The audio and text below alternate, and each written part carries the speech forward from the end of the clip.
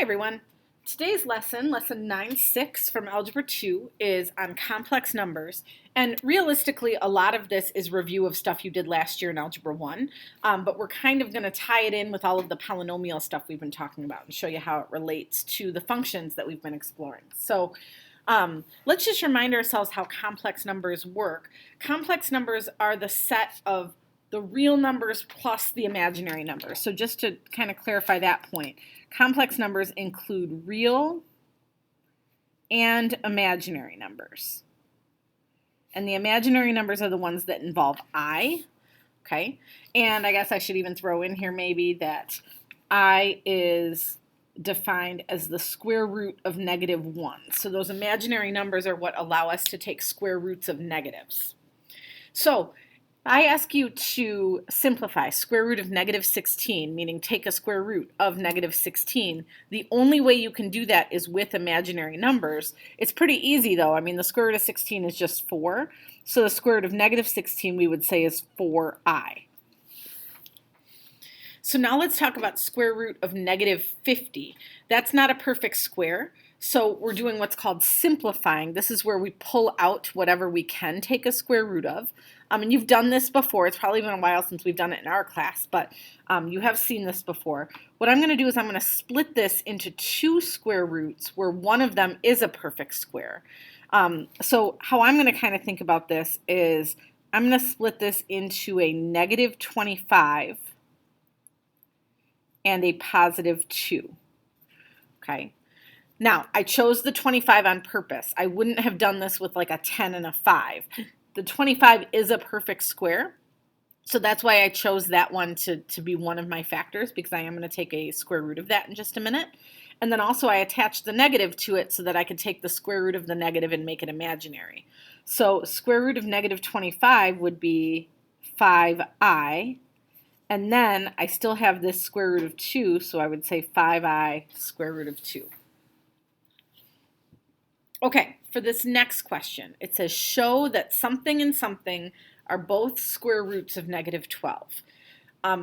Anytime you have a question that's structured this way, you really like to make a mathematically sound argument. You have to think about the definition of a square root. Something is a square root of something else if you can square that something and have it turn into that bigger number. So I'm not going to start by taking a square root of -12 because that's kind of assuming that, we are working with a square root of -12. I'm going to start with this thing and square it and show that it turns into -12. So I'm doing this.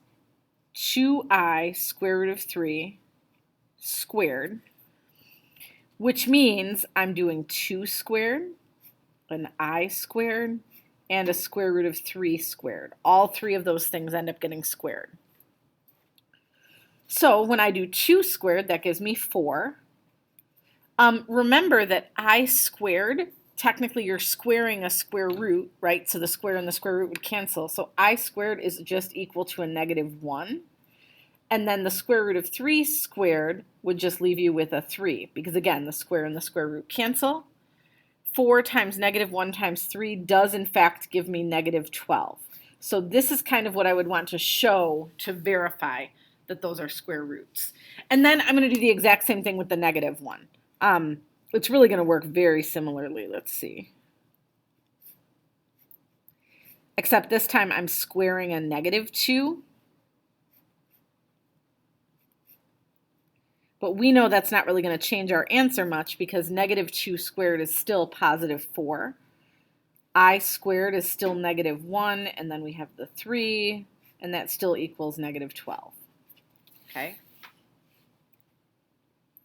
Okay, so these next ones are just more manipulations, more operations with complex numbers.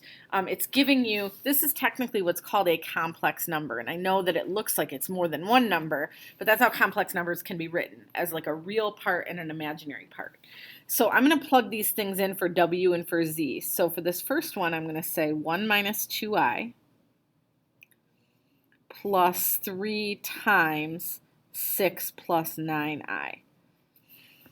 Okay, I am going to, I have faith in you that that if you had to solve this by hand, you could. And I do know, like on the SAT no calculator section, sometimes they'll throw ones like this at you where you have to, distribute here and then combine your like terms. But really, for the most part, that I behaves just like an X. So anything you can do with X, you can do with I. The only difference is anytime you bump into an I squared, you have to remember to turn it to a -1. So that being said, because I want to make your life a little easier, I do want to remind you that your calculator has an I button. Down here above the decimal point key, hopefully you can see this, above the decimal point key here, there's an I.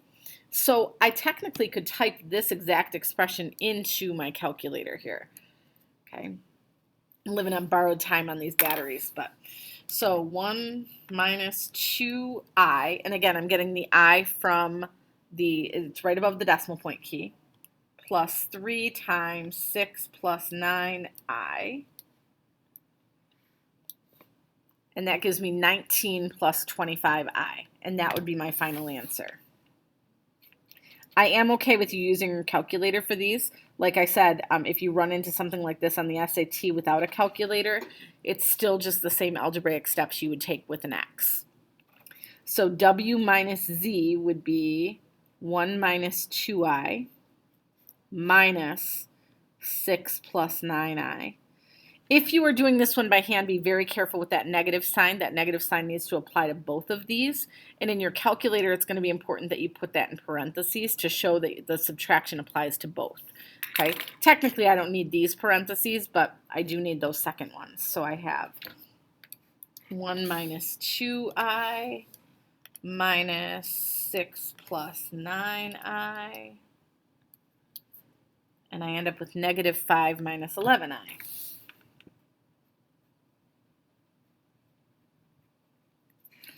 Okay, so now if I want to do Z squared, that's this, 6 plus 9I squared, which means I'm really foiling 6 plus 9I times 6 plus 9I.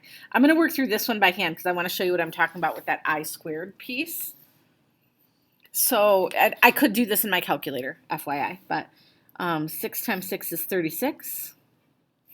And then I get a 54I and another 54I. And then here on the end, I'm going to end up with an 81I squared. Okay, so now I want to combine anything that's alike, right? I know I can put together the 54I and the 54I, okay?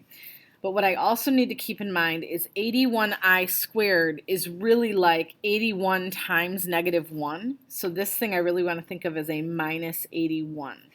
And then I can combine that 81 or that minus 81 with the 36, okay? So let's see, 36 minus 81 comes out to be -45. I should have known that one. And then 54 and 54 make 108. Okay, and that would be my final answer there. So your final answer should always come out in this what's called A plus BI form, where you have like a real number plus or minus an imaginary number. Okay, which if you look down in example 3, that's exactly what they're trying to get you to do. You've got this I down in the denominator, and the problem we have with I in the denominator is remember that I really represents a square root, and we're not allowed to have square roots in our denominators. So we have to do something called rationalizing. For complex numbers, the way we rationalize is with what's called the conjugate. Okay, the conjugate is when I take this sign in the middle here and just switch it to the opposite. So here's what I'm doing. Here's my original fraction.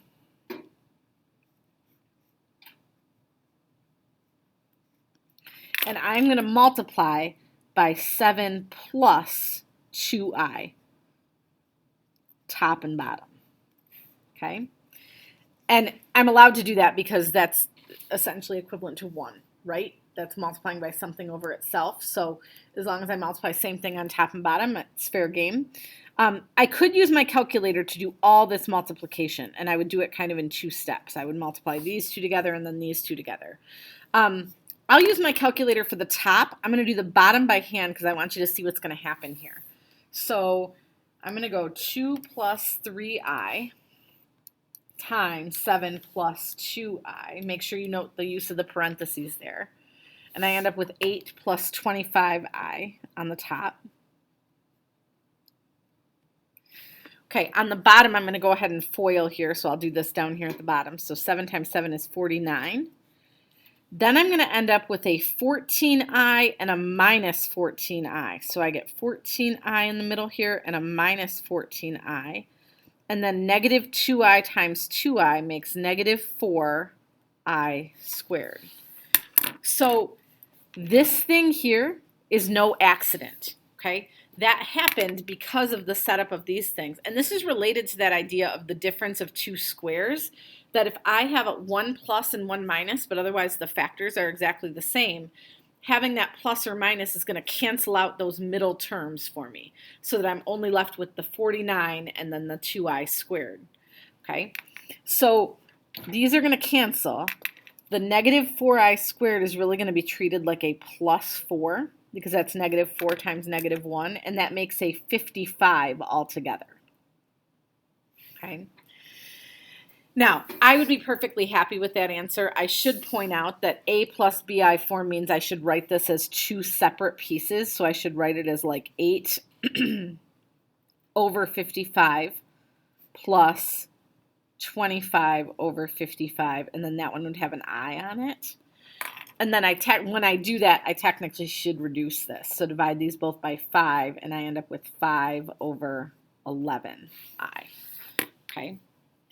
Like I said, I don't get real nitpicky about that. I'd be perfectly fine with this answer, but in preparing you for future math classes, I should point out that a plus bi form technically should be written as two separate pieces like that. Okay, I'm going to call it good for this first part of the video. There is a second part coming because there's a few more examples we need to get through. So, and that's where we really get into some of the polynomial stuff. This so far has all been stuff that you saw last year in Algebra 1, so hopefully it rings a bell for you. But we will continue with the second part in just a few minutes.